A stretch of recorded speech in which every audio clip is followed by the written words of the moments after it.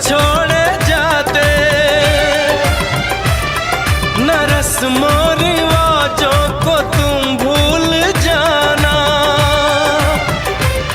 जो ली है कसम तो इसे तुम निभाना, कि हमने तो तन्हा उम्र है